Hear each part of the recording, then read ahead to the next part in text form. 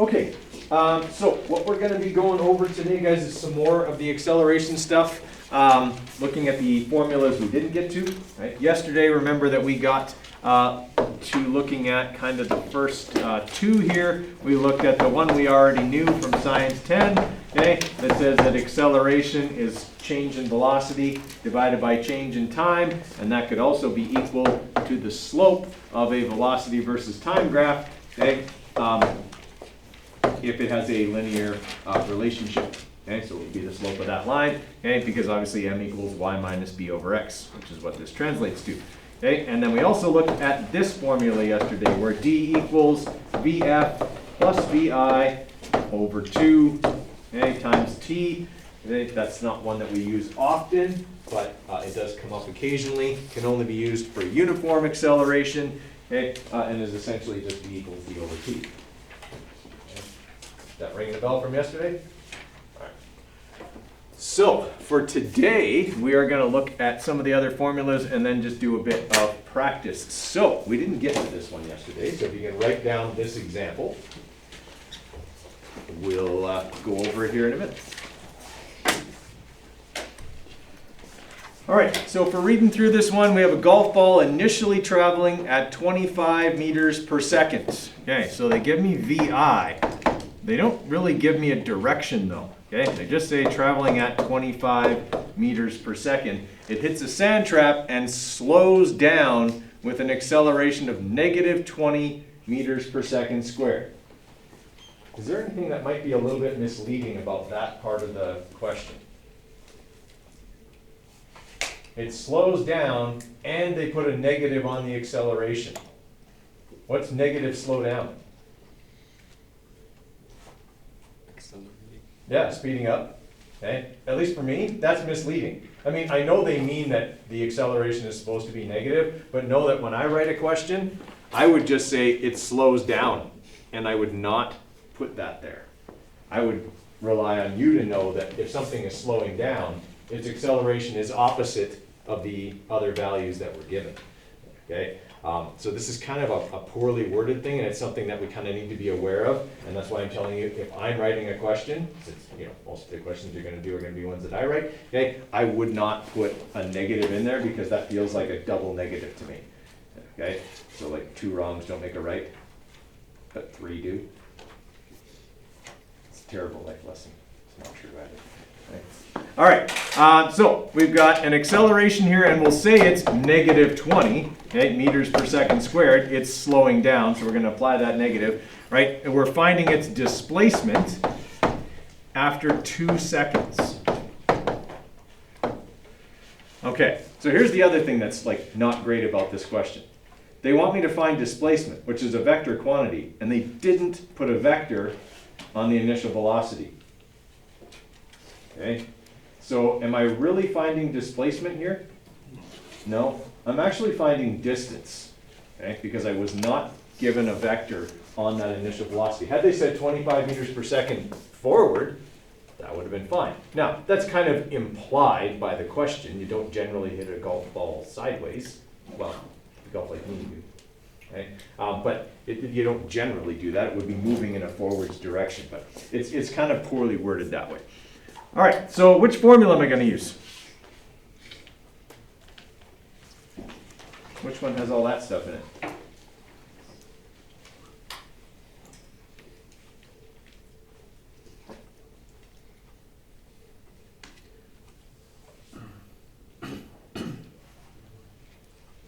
I'm sure somebody knows.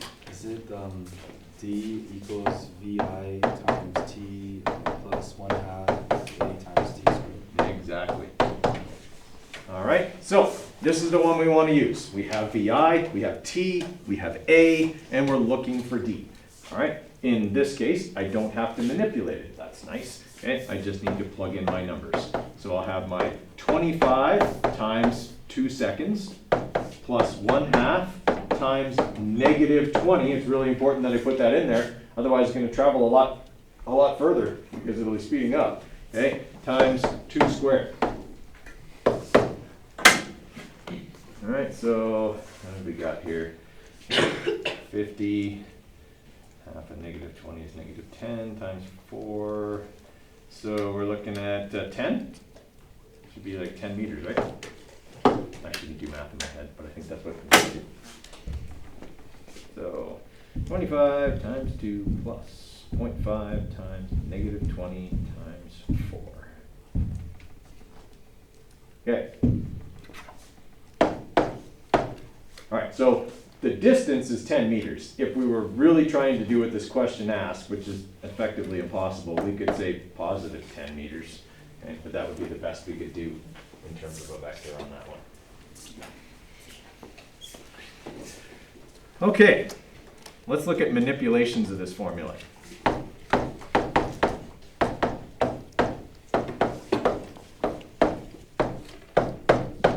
Is anyone seeing anything in that formula that could be problematic in terms of isolating? T. Square on T. Okay, there's a square on the T, and what else about T? There's 2 of them, yeah. Okay, so solving for T can be a bit hairy with this one. Like, you basically have to factor it if you're gonna get T. But here's the thing, you would only have to do that if VI wasn't 0. Because if VI is 0, what is VI times T? 0, which effectively takes this whole thing out. So here's some good news for you. According to the curriculum, you will never be asked to solve for T with this formula if VI isn't 0. If VI is 0, then you will be. Because if VI is 0, D equals 1/2 AT squared, and then it's much easier to solve for T because there's only one T in the formula now. Okay, everybody with me there? Since we're on the topic of solving for T, let's solve for T. How would I get T by itself? Square root it first? I'm going to square root it eventually, but I don't think I want to do it quite yet. What do I want to move first? Would you divide by everything by t squared or no? Well, if I divide by T squared, it'll end up on the bottom, which will make it hard to solve for. So can I divide the other things off? Right, I'm multiplying all 3 of those things in a row, right? So I would just say, let's do this. Divide by half of A. And then what do I do? And then you square root. And I square root.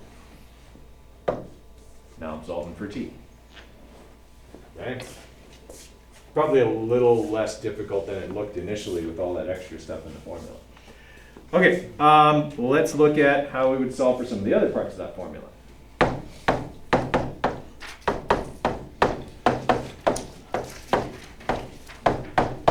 Okay, let's say I want to solve for VI. Subtract 1/2 A T squared. Exactly. So I'd move what's not attached. This whole thing is not attached to VI. So since I'm adding it, I would just subtract it over to the other side. So I'll have D minus 1/2 AT squared equals VI times T. All right, how do we get VI by itself? Divide T. Divide by T. Okay, now here's where sometimes people get a little bit ahead of themselves. They do this, they put T under here and they go, oh, those cancel. Do they? They don't. There's an addition and subtraction operation on the top. They don't cancel. Okay? If everything was multiplied, then yes, you could cancel them. But in this case, you can't because you have to do the operation on top first and it involves subtraction or addition. So you can't cancel. Okay? All right, so that would solve for VI.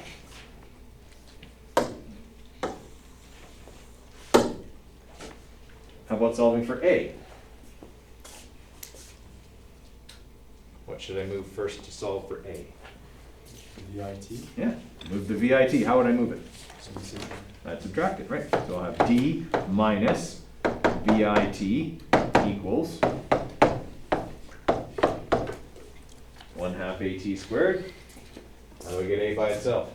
divide 1/2 and T squared. Divide 1/2 and T squared.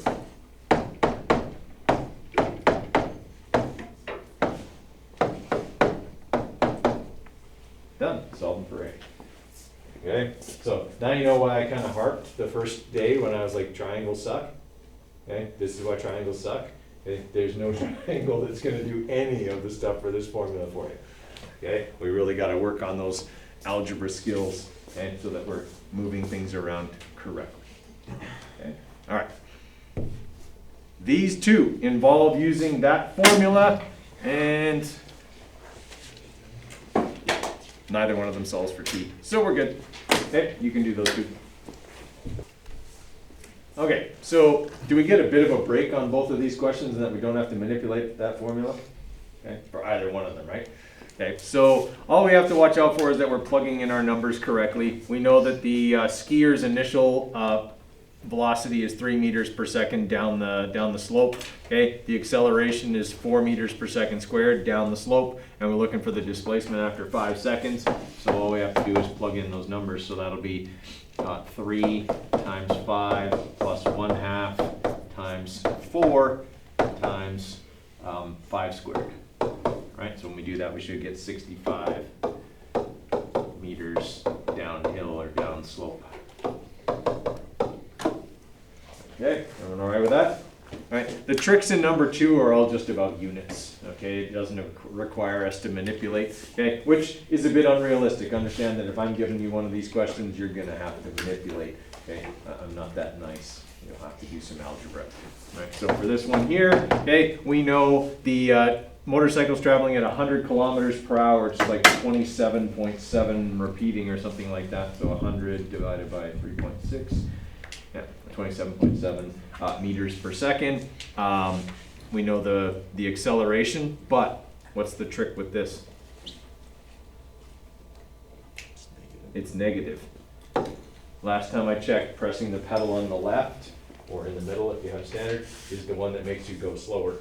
Okay, so that is going to be a negative value when we plug it in. So we're going to have 27.7 times 60 seconds plus 1/2 times negative 0.8 times 60 squared. Okay, plug all of that in. All right, we should get 2.3 times 10 to the 2 meters, and that would be forward. They don't really give a vector here, but okay. Actually, it asks how far it goes, so that's distance. It doesn't require a vector. Okay? They just said how far, not how far and in what direction. I'd have found ones for like 230 meters. Is that equivalent to that, or does it have to be written like that? That would be a significant digit thing, which is what I'm going to talk about next year, just really quickly. Okay, because the 1.0, the 0.80 both have 2 significant digits, my answer has to be. Yeah. Okay, so on the note of significant digits, okay.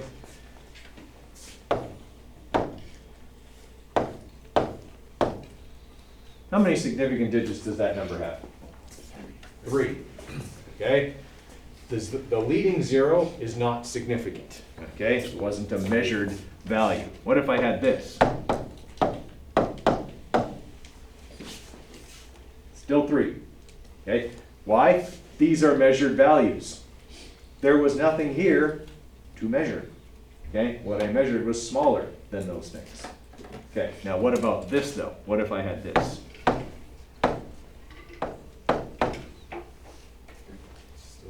Still 3. I won't write a 0 after if it isn't something I measured to be 0. Okay, does everyone follow the difference there? While there wasn't anything to measure there, I did measure that it was 0. Okay, here, this was impossible to measure because everything I measured was smaller than that. Okay, so any measured value is a significant value or a significant digit. Okay, now what that means in terms of zeros is this. Leading zeros are never significant. Trailing zeros are always significant. Right? So when I write 100, that has how many? 3. Okay, that's 3 significant digits. I don't write it unless it's measured as a trailing value. Okay, if I didn't measure this to the nearest, let's say meter, if this was 100 meters, then I would write it like this. 1.0 times 10 to the 2. That would mean it would only have 2 significant digits, okay? Because I only measured it to the nearest 10 meters, all right? So I would change it. In terms of what happens with operations, Okay, if I'm adding or subtracting numbers, right? So let's say I have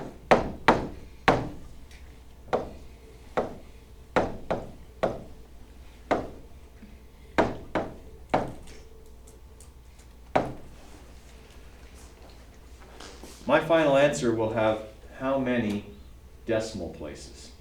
2, 3, 1. Okay, my final answer can only be as accurate as my least accurate measured value. This was measured to the thousandths position, this was measured to the hundredths position, but this was only measured to the tenths. That means that these numbers, while they may have been measured well, are now invalid because I added them to a number that wasn't measured as well as they were. Okay, so my final answer can only have 1 decimal place. So when you're adding or subtracting, you go by the number of decimal places. Okay? Very rarely do you ever have a question in physics where all you had to do was add or subtract numbers. Okay, so this is not a rule that comes up very often, okay, but it's there. Okay? The rest of the time, if I'm multiplying or dividing, so if I do this, 1.2 times 3.7891, my final answer is going to have how many sig digs? 2. 2. Doesn't matter what it is, it's going to have 2. If I have to put it in scientific notation, so be it. Okay, but it can only have 2. All right, so that's the rules. Okay, in general, we rarely have a problem where there's like just one step. Okay, so you're looking to your givens, you look for the least accurate number in terms of significant digits, and that's what your answer should have. That's going to work 99% of the time. Okay, you do have to be aware of these little exceptions for the 1 or 2 times, okay, where that's not going to be the case. All right.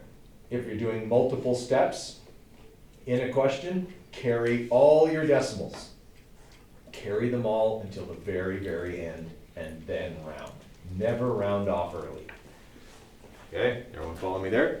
All right, and then the last thing with significant digits is this. If I have a question that has a part A and a part B, all right, and I finish part A and my answer has 2 significant digits. In part B, I have to use that number. Do I use the rounded value, this one, or the one that's in my calculator that has all the decimals? Actually, it's the other way, okay? Because now it's like a new question and this is a given now, okay? I can't be more accurate than that number with my other numbers. So if I had a bunch of other numbers and they all had 3 or 4, my answer for B can only have 2. Okay, because I used something I calculated in part A and it was my final answer. Okay, it's like starting a new question. Your significant digits carry over from part A to part B. All right? All right, that's all there is for sig digs. Okay, I mean, you guys have learned them in chemistry already, but the rules are all the same. Okay, it's just kind of, these are exceptions that sometimes come up more often in physics. All right, but in general, write down your givens, look at all your numbers, and as long as you use it to calculate something, that's what's going to count. Because sometimes a question plays a dirty trick. Okay? Sometimes a question will give you a number and you don't use it. If you don't use it, then it can't affect your significant digits. Okay? Once in a while that comes up. All right? Everybody okay with that idea? All right. Yeah, I think that's it. I feel like there was something else I was supposed to say, but I don't remember what it was. Okay, it'll come to me if it's important. Okay, so here we got this speedboat. Okay, it slows down at a rate of 5.0 meters per second squared and comes to a stop. If the process took 15 seconds, find the displacement of the boat. Let's write that one down and we'll walk through it here in a minute. Okay. So in this one here, we have a speedboat slows down at a rate of 5 meters per second squared. This is how I would write it. Okay, does that 5 need to be negative? It does, because it's slowing down. Okay, so I'm given the acceleration, negative 5.0 meters per second squared, and it comes to a stop. What'd they give me there? Yep, VF. VF is 0 here. Okay, if the process takes 15 seconds, find the displacement of the boat. Okay, what formula am I gonna use? D equals VF times T minus 1.5 times A times T squared. Exactly, kind of the twin of the other one, all right? So in this one we use VF times T. The manipulation rules for this one are basically the same. I won't ask you to solve for T if VF isn't 0, okay? But there is one difference. If VF is 0 here, can I just cancel this? I can't because I'm subtracting, okay? So I'd have to leave like a 0 minus or keep this negative, or, right? Like I have to keep in mind that there's a negative there and I have to kind of reflect that. Right, in this one here, VF is 0, so I'm going to go 0, I'm not going to, I wrote that I was going to cancel it, but I'm not going to. 0 minus 1/2 times my acceleration, which is negative. Okay, and this is why that negative is important to keep, because a negative times a negative is positive. Now, does that make sense though? Should my displacement end up being positive? It should. I'm slowing down. I'm not going backwards. I'm accelerating backwards, but I'm still moving forwards, so my displacement should be positive, right? And that takes 15 seconds, so times 15 squared. Okay, so we would get, so we could do this either way. We could go 0 minus, and then go 0.5 times -5 times 15 squared, right, and get that. Or we could just start with a negative and go 0.5 times -5 times 15 squared. Okay, it'll work out either way, and we just have to reflect that that negative is there and not forget about it. All right, so it's going to go 562.5 meters. How many significant digits do I have? 2. What do I have to do with this number? Scientific I got to put it in scientific notation. So in case that's something that sounds like Greek when I say it, okay, putting something in scientific notation essentially means making it a number between 1 and 10, okay, or 1 and 9.9, and then putting exponents on it. So here's where my decimal is right now. If I want to have 2 significant digits, this is the 2 I'm keeping. So I'm going to move the decimal 2 places to here. Okay, so it's now going to be 5.6, and since our system of numbers has a base of 10, and I moved it 2 spots, it's times 10 to the 2. Okay, or 10 squared is 100, and if you multiply 5.6 by 100, you get 560. Okay. Say if it was like 569.5, and you did that, would you round it to 667? Absolutely, it'll be 5.7 then, yeah. Okay, questions on that? Yeah. Okay, give this one a try. You can do both. You are being asked to calculate time in the first one. But you can, because VF is 0. right.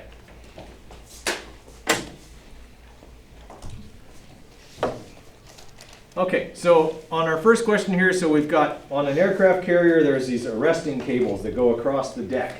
Okay, and all carrier-based aircraft have a tail hook that is used to drop down, and then they catch these cables, and that's what stops the plane on the deck, because obviously the deck's not long enough for a plane to actually brake and come to a stop. Okay, if you've seen Top Gun Maverick, you know what they have to do when you don't have a tail hook or a front landing gear. Okay, but they actually put up a barricade that just goes across, and then the plane just, it's like a big net basically, right? And the net acts like an arresting cable, except it's not a cable.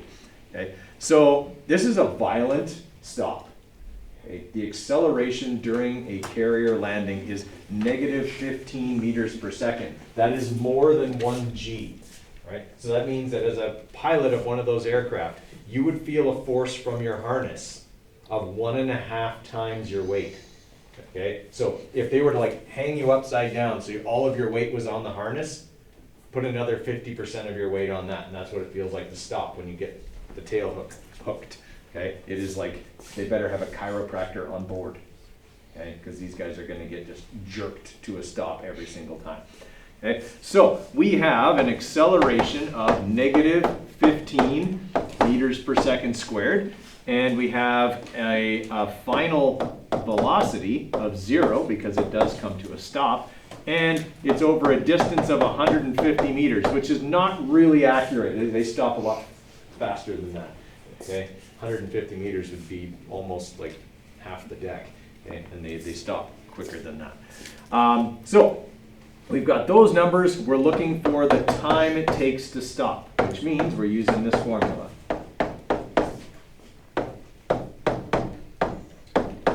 Okay, now rather than have to deal with the fact that t is in two places, I'm going to recognize that VF is 0, and thus this formula is really this.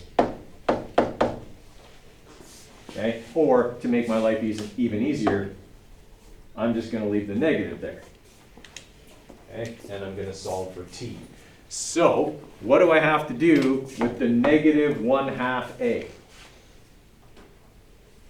Since I want to get t by itself. Divide it over to the other side, exactly. All right, so that's going to solve for t squared. What do I want? I just want t, so what do I have to do to both sides? Square root. So this side gets square rooted. The square root of t squared is t, and now I'm looking for the thing I actually want. So when I plug this in, this is like kind of the common mistake that people make. They forget about their signage. The 150 is positive, then I've got this negative, and I've got negative 15, right? The two negatives on the bottom will make a positive, because sometimes when people forget that, their calculator has a conniption fit, because they get a negative number, and then when they try and take the square root of that, their calculator says it can't do it, because you can't take the square root of a negative number. All right? So if that ever happens to you, you messed up a sign somewhere. Okay? All right, so that's going to get me the time, and that should be 4.5 seconds, which is much longer than it actually takes. Okay? If you've ever seen a carrier landing, they're over pretty quickly. Okay? That cable does not stretch very far. All right, questions on the first one? Okay, that's about as tricky as the manipulation would get. Okay, is to solve for t with that formula. All right, how many people have done number 2? Okay, are we ready to go over that one too? All right. Okay, so the 1968 Corvette took 6.2 seconds to accelerate to 160 kilometers per hour. That's 100 miles an hour. Right? This was a power machine at the time. 7-liter, big block, tri-power, V8. Oh. Okay, yeah. Okay, it was a beast. And so 6.2 seconds. Most passenger cars today can't get to 100 kilometers an hour in that amount of time, so that's an impressive feat considering it was back in 1968. Okay, but they made cars differently then.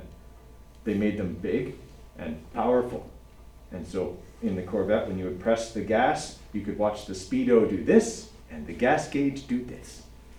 Okay, because yeah, it was thirsty. All right, so we know the time. Okay, they're giving us the time, 6.2 seconds. Right? We know the final velocity, but it's in kilometers per hour, so what do I have to do with it? I got to divide it by 3.6. Okay, so 44.4 repeating. Okay, and it traveled 220 meters. Okay, find the acceleration. Okay. I had somebody, I think it was in my period 2 class yesterday, ask me this question. And they said, because they had done one of the problems we did differently, and they said, well, Mr. Coder, I did it in 2 steps. First I found this with this formula, and then I found the answer with this other formula. Neither step involved the formula that we could have solved it in 1 step with. Okay? Is it okay to do a problem a little bit differently? It is. But I said to him, there's nothing wrong with what you did, except on an exam, it took you twice as long to solve that problem as it did everybody else who did it with 1 formula. It's mathematically fine, but it takes longer because it was 2 steps. And of course, the more steps and more calculations you do, the more chance there is you screw something up. Okay? So, I mean, if it just comes down to that you didn't think there was a way to do it in 1 step and you did it in 2 and it took you longer, you got the right answer, well, you got the right answer. Okay? There's nothing wrong with doing it that way. Okay, so we're trying to solve for A here. So we got D equals VF times T minus 1/2 AT squared. All right, I want to get, I want to solve for A. So what should I do here? Minus VFT. Okay, I can subtract VFT and that'll work, but I have to remember if I do that, this is still negative. Okay, I subtracted the VFT, but that's still negative. All right, so this is okay. We can do it this way. I'll show you the way I would do it so I don't mess up the sign. I'm looking for A, so I'm going to divide by 1/2 of t squared, negative 1/2 of t squared. Okay, and now I'm solving for A. So I can put in my numbers, 220 minus 44.4 times 6.2 divided by negative 1/2 times 6.2 squared. Okay, so if I punch all of that in, and I remember all my signs correctly,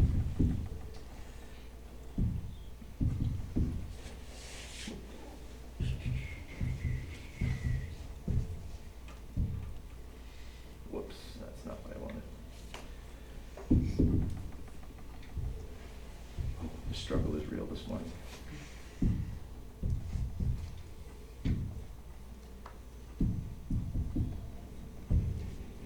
Okay, and then I'm going to divide that by negative 0.5 times 6.2 squared.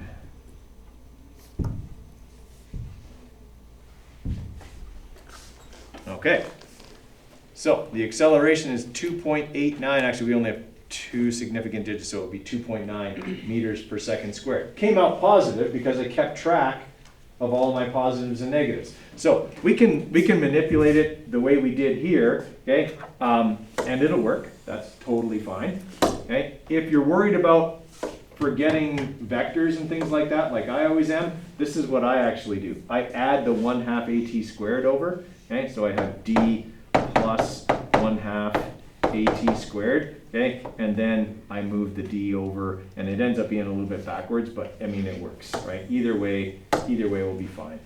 Okay, just make sure you keep all the signs in there because they're important. Okay, all right. Questions on those ones? Okay, let's take a little bit of a break here before we go into the last one.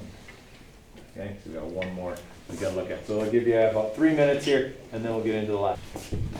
Okay, so here's our last formula, okay, that we're going to go over. So in this question, we have a bullet accelerating through the length of the barrel of a gun. So the distance over which it's being accelerated is 0.75 meters. Okay, it's obviously going to travel a lot further than that, but it's only going to be accelerating over that distance. Okay, because basically what happens is when you pull the trigger, the hammer comes forward and hits the round, which detonates the gunpowder. So there's an explosion, but it's all contained within the barrel of the gun. So these gases rapidly expand, but there's nowhere for them to go except to push the bullet out. Okay, so it's the force of these expanding gases that accelerates the bullet out of the end of the rifle.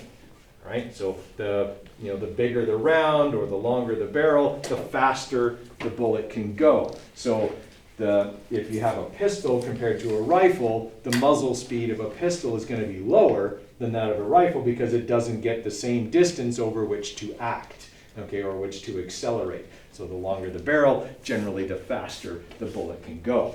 Okay, so we've got this 0.750 meters, okay, and the acceleration is incredible. It is 5.35 times 10 to the 5 meters per second squared. Okay, that is a massive acceleration. What speed does the bullet exit the barrel? Okay, so we're looking for VF. Now, there's another piece of information. We're not directly told it, but we kind of have to assume it. What is it? The initial speed is 0. Yeah, the initial velocity of the bullet has to be 0. At last time, unless the person shooting was like running, okay, when they pulled the trigger. And it doesn't say that, so we have to assume that this person was probably lying prone on the ground, okay, and that VI would be 0. Wouldn't the VF also be 0 because eventually the bullet has to come to stop? It would be, you're right, but in this case, we're only talking about the part where it's in the barrel. Oh. right? Because after that, the acceleration goes from being positive to being negative, right? Because the bullet will slow once it leaves the barrel. Okay, so these are the numbers that we've got. The only formula that we have that has those numbers is this one, the only one we haven't used yet. Okay, it doesn't involve time, which is good because the amount of time that bullet spends in the barrel is very, very small. Okay, so I'm looking for VF. It's already set up to calculate VF squared, so the only thing I need to change here is what? I got to root the other side, exactly. Just do this and put everything that's inside of there. Whoops, that's supposed to be VI squared. Okay, plus 2AD under the root. Okay, so we will have then the square root of 0 squared, which is just 0, plus 2 times 5.35 times 10 to the 5 times 0.75. Okay, so square root of 2 times, and then in brackets 5.35 E5, okay, times 0.75. Okay. That bullet leaves the barrel of the rifle moving at 896 meters per second. Right? We have 3 significant digits, so 896 meters per second. Is that fast? It's almost 3 times the speed of sound. What does that mean if you're the target? You're dead. Probably, if the marksman is any good, but what else does it mean? If you could scream, but it's gonna hit you before you scream. Yeah, well, you wouldn't even know to scream, because you'll be dead before the sound of the shot gets to you. That's kind of scary, okay? But the bullet travels faster than the sound of the explosion that propelled it. Okay, so if you're like, I've seen videos of like them taking shots at like, you know, in Afghanistan and things like that, and you can see that they miss. There's like a little puff of dirt where the bullet hits, and that's the only way. Then like, so people see the puff of dirt, and then they're like a few seconds later turning, because then they hear the sound of the shot. Okay, like there's a noticeable delay between when the sound of the shot is actually heard and the bullet is actually arriving. Okay, so yeah, 896 meters per second is pretty fast. Okay, trivia. Longest shot by a sniper. Canadian. Yeah, Canadian sniper owns the longest shot, 3.45 kilometers. Okay, that's not somebody you want to have on the other team, okay, because that's a long way away. Okay, that means at 896 meters per second, okay, like just do the math here. Whoops, 345. Still wrong, Coder, 3450.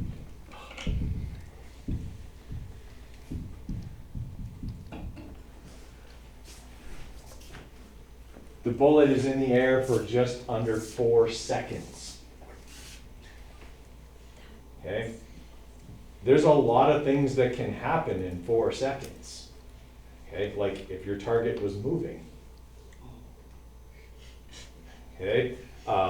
Or let's say there's wind. Okay? Could the wind deflect the path of the bullet? Yeah, and over 3 kilometers or 3.5 kilometers, that could deflect it a long way. And the real challenge is something we'll talk about when we talk about projectile motion, but what is the bullet always doing? Dropping. Yeah. Okay, gravity is pulling the bullet downwards. In 4 seconds, I mean, if we're just doing a simple calculation here, okay, 1/2 AT squared, this will tell you how far the bullet drops over that time period. And it was 3.85, right? So if we go 1/2 times 9.81 times 3.85 squared, okay, that bullet is going to drop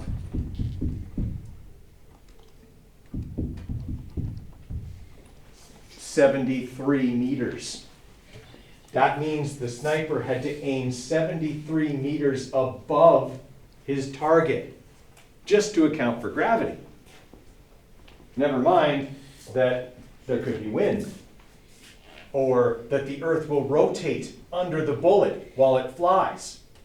Because in 4 seconds, that's actually not outside the realm of consideration. Okay? The earth is spinning and the bullet is going over top of it. Okay? So your target is like spinning along with the earth while your bullet's not. Okay? Like all of that, the Coriolis effect, all of it comes into play for a shot that long.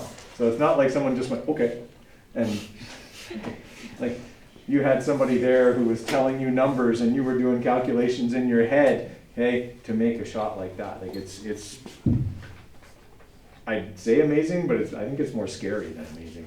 Okay? That there's people out there that can do that.